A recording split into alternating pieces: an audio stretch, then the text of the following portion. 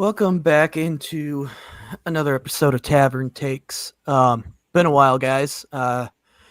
Josh's bachelor party last weekend, and people just kind of busy with life. Summer kind of gets that way. A couple of us have kids on the way here in the next month and a half. So I have my second. Sawyer's gonna have his first, and Ed's gonna have his second. And Josh is getting married. So it's quite the hectic time right now with the fellas.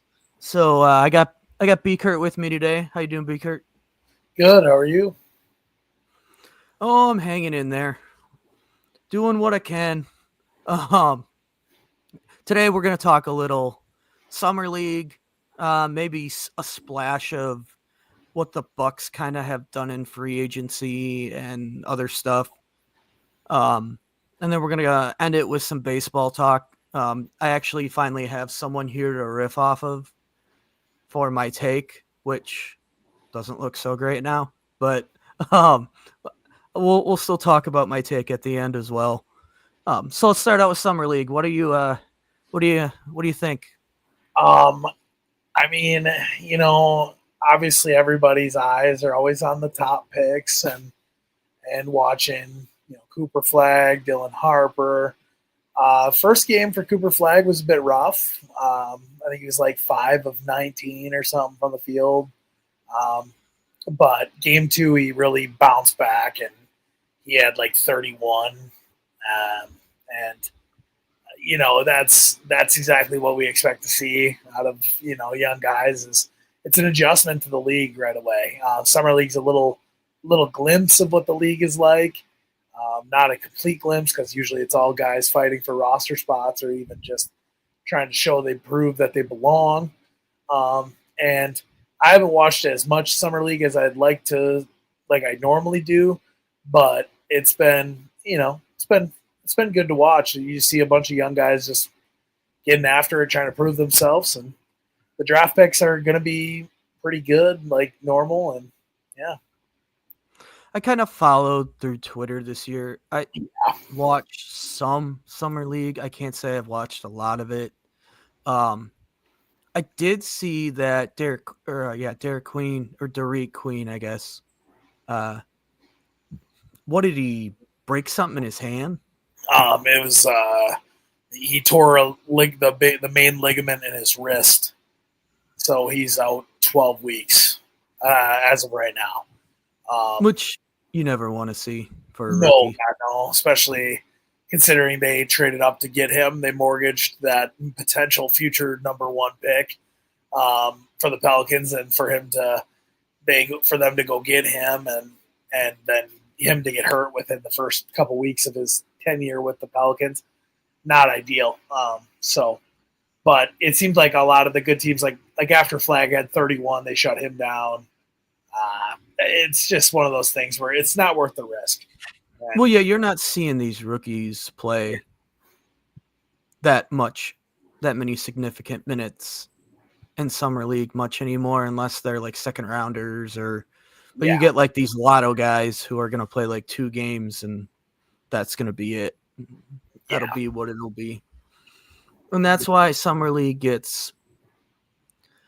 that's why I always kind of struggle with summer league. I felt like summer league used to be like, oh, your rookies are going to play all the games and you're going to get to really check them out. And now it's kind of, and I get it because you want to protect your investment, and summer league in the end doesn't mean jack squat. So it's starting to become a watered down product for sure. And I think it's really just like a few of the guys, like I said, are just trying to make the roster, and they're shutting down their. Two-way.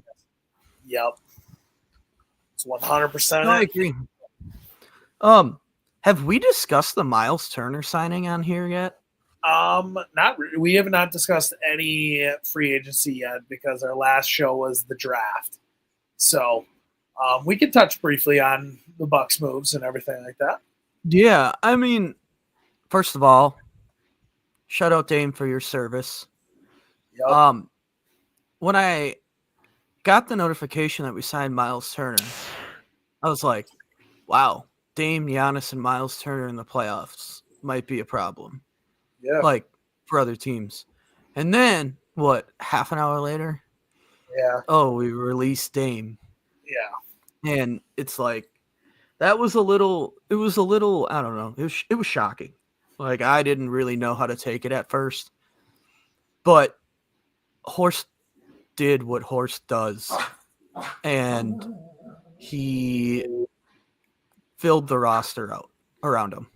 Like I feel like he did all he could. Yeah, no, 1,000%. Horst went in with a risky mindset, and you have to be risky in this business. And unfortunately, with Dame openly saying like after he just got signed by the Blazers that he is sitting out the entire year, I mean, we had no other choice.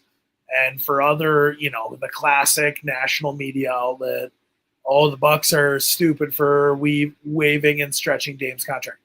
There's nothing else we can do. Like, it's either you keep a 36-year-old guy who's coming off an Achilles and you're paying him to sit on the bench, or you find some way to keep your superstar in Milwaukee. And Horst did everything in his is possible. You bring in, a 29-year-old Miles Turner who is a better, obviously a much younger Brook Lopez version that is very similar to Brook, and he has just killed us every year for the last 4 years since the Pacers kind of started getting their run back going. So I cannot commend Horst enough for getting that replacement, and then he also just kind of retained guys, Bobby Rollins, Gary Trent. You're just retaining guys that love playing with Giannis, and Giannis enjoys playing around. And the Cole Anthony one is a big one. Cole Anthony was I did not expect that at all. But honestly, he got traded to a spot where Memphis doesn't really need him, and so Memphis was like, well, why not buy him out and see? And then when all of a sudden he was agreed to sign with the Bucks, I was like, honestly, that's kind of a great move because 2 years ago he was in the Sixth Man of the Year voting, and as a 23-year-old, so it's like the kid can definitely play. He's just got to get his chance for a classic amount of minutes, and I think that's awesome. So, yeah, go ahead. The only thing I think Horst can do more, and I don't know if it's doable, but if he can find a way to unload Kuzma for somehow Wiggins or Kuminga, although I'm not really sold on Kuminga, or I really like the aspect of RJ Barrett. Like I think RJ Barrett would be awesome. Like that's the most realistic one to me because they are looking to move him. Yeah. So I think there's a way you could make that happen. Now, when it happens or if it happens, that might be more of a deadline move. Yeah. A trade deadline move. We'll see what happens. I think what makes me nervous about unloading Kuzma is like I feel like it's going to take an AJ Green move too, and Horst has just openly said that like they do not want to move AJ Green at all. Like they're going to negotiate a contract extension in the near future. Like this is the year to do it. Obviously, he's eligible for it, so they're trying to get that done. It's just going to take some time from what the article I read today. And honestly, RJ Barrett would be really the only one I'd consider. Wiggins would be fine, but I just don't know if teams are going to want to move on for Kuz because, like, obviously there was rumors of us trading Kuz to the Nets for Cam Johnson, and that obviously, like, the Nets ended up getting Michael Porter Jr., which Michael Porter Jr. is way better than Kuzma, but also I feel like Kuz plays better defense. But I don't know. At the end of the day, like you'd rather have a consistent offensive player than an inconsistent offensive player who provides very little when he's not playing great defense. So, if you're gonna ask me who I want on my roster, Michael Porter Jr., Kyle Kuzma. It's not even remotely close. Yeah. So I think solid moves. He did whatever he could do, and obviously time will tell. It really all depends. We got much younger, which is exactly what we needed to do, and we're going to play more fast and play free. And that's kind of we've been so slow the last few years that teams have just been able to beat us in a 5-game series due to injuries and also just because we're old. So it'll be fun to see. Lots to be excited for, in my opinion. Yeah, and I don't think we're going to touch too much more on any other NBA stuff unless, you want to quickly run through some stuff. I think we'll save that for when we have more of a quorum. But yeah, we can save. Let's just save that for a quorum. We'll keep this kind of briefly short tonight, around 20-ish. So let's get into this. I got the perfect segue actually. So Josh and I were talking this week, and if the Milwaukee Brewers ownership did half of what the Bucks ownership did and was willing to spend a little more like the Bucks to go into the cap when you have a chance to win, my take is the Brewers would have won a World Series by now. Oh yeah, no. Now that you bring that up, absolutely. You do a little bit more in the was it 2018. You do a little bit more to get like another reliever or like even another starter that year, because our bats were pretty solid that year because it was like Yasmani Grandal, Lorenzo Cain, Moustakis, right? Those weren't those the moves? Yeah, but Moustakis was a deadline deal, and so was Jonathan Scope. Okay. So I don't, and Scope just didn't turn out to be what we thought he was going to be. Yeah, but I don't fault Antanasio for 2018. Yeah, but last year, yeah, we had enough. It just that's just my lead into my frustration with the Brewers, and I guess we'll get right into it because I thought they were going to trade Freddie. I still don't rule it out. I think it'd be asinine and malpractice. But the problem is I don't put anything past Antanasio. So that's my current issue. Yeah, no, I don't, now that we have begun, really taking control and winning games again, Freddie P will not get traded right now. I can see it being an off-season move potentially, just because we don't control. Do we control him? I believe so. Oh, I don't think his control is up yet, but maybe. He is older. He's been a Brewer. He's been a starter for the Brewers since what, 2019? It's been a while. 18. Yeah, 2018. I think he made his debut in that 2017-2018 season, something like that. Yeah. I don't know. Anyways, I could see it happening. Not now. They're not going to trade him now. But when you first said it, it was well, it would shock me if they did something like that. But it just, I don't know. There was an article that came out today that we are trying to shop some of our extra arms. So we're about to bring back Tobias Myers and Nestor Cortez. That's what Priester's thrown a gem tonight. Yeah. So he still hasn't given up any runs. Yeah. And it's in the 6th. Yeah, he's in bottom 6 with 74 pitches. So you got Priester, you got Woodruff, you got Miz, you got Peralta. Who am I missing? Quintana, yeah. I forget Quintana, who's been good. That's honestly, he's that savvy lefty vet that you need. And unfortunately, we trade for Nestor, right? We think that's going to be this would have been nice. But Nestor pitches one outing against his former team and gets absolutely crushed. Then his second outing back and pitched well, didn't he? He might have had one. It was either his second or third outing he was injured. So I don't know. The first outing was just absolutely horrendous. Granted, yes, it was the Yankees, but I mean, yeah. So I don't know. That would be the one I would move. I would not want to move off of Tobias Myers or Patrick or the other younger guy, Henderson. Yeah, Henderson. Yep. I just don't want to. I'd rather get rid of Nestor if we're going to get rid of any of them. But do you go and acquire a bat, or do you go and acquire another bullpen guy? I don't know. You don't. I don't. You don't go get another bullpen guy. Okay. Because I don't know. The reason you don't is because you got DL Hall sitting in there already, That's who's a starting pitcher in the bullpen. And Aaron got Abner Uribe, Nick Mears, McGill. Aaron you Ashby. Got other guys, Ashby. Like So then, I don't. You go get a bat. Yeah.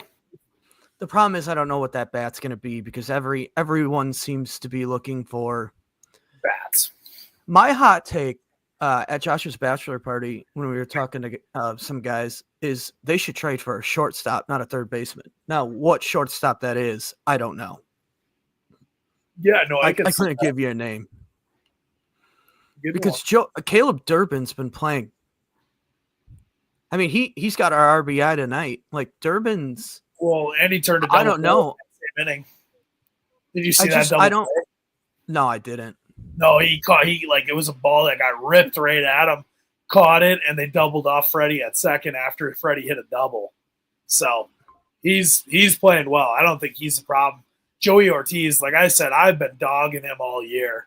Like I'm a Joey Ortiz hater. But he's so sound defensively. Right. He's so good. And that's hard. It's hard to replace good because he is a very good defender. But he's up at the dish and he's literally just useless.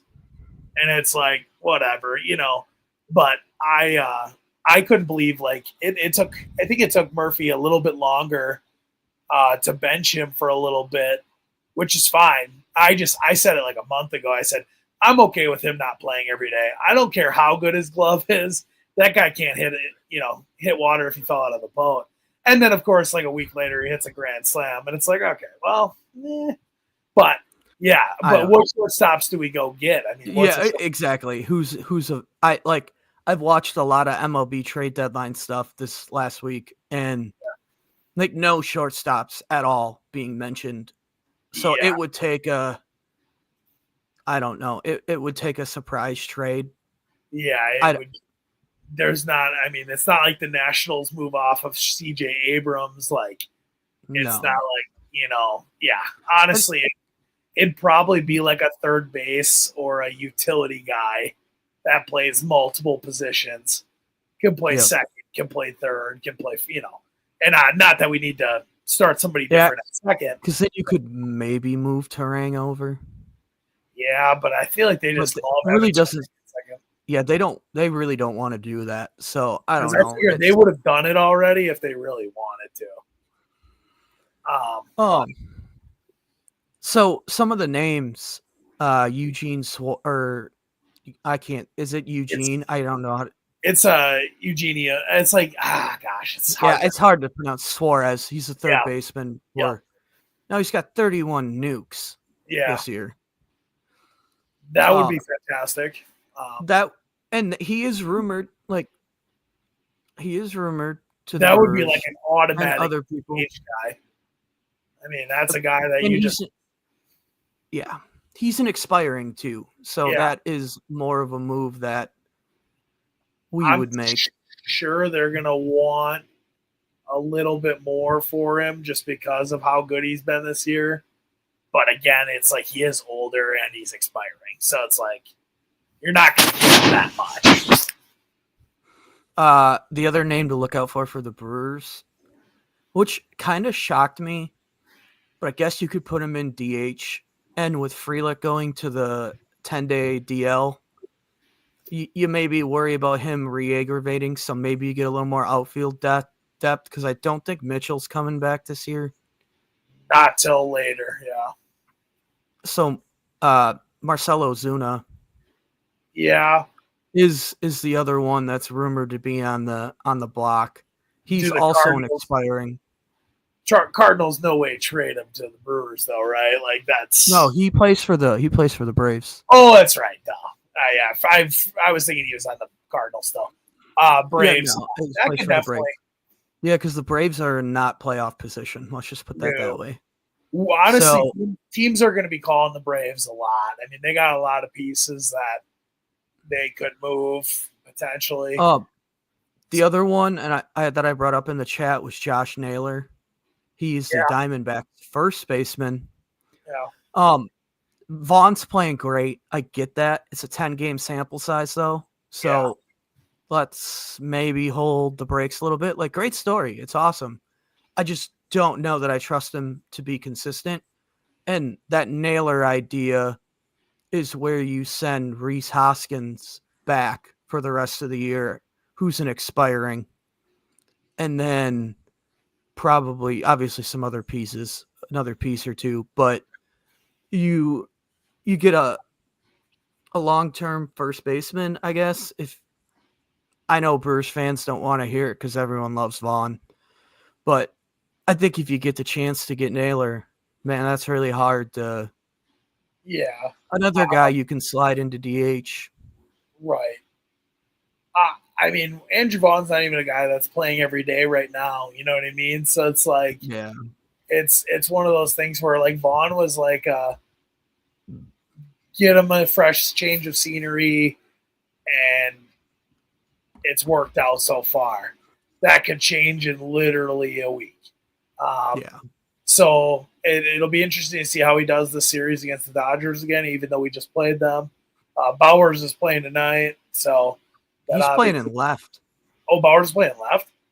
Bowers is playing in left tonight. I was looking at that. I was going to bring that up Okay. because I was looking Yeah. at the box score. Yeah, Bowers is playing in left and Vaughn's playing at first. Oh, okay, that's an interesting lineup. I guess this is why I'm not necessarily the best person to talk baseball every time, but Well, yeah. I just checked the box score. It's the only reason I knew that. Okay. That makes The they just called back Perkins too.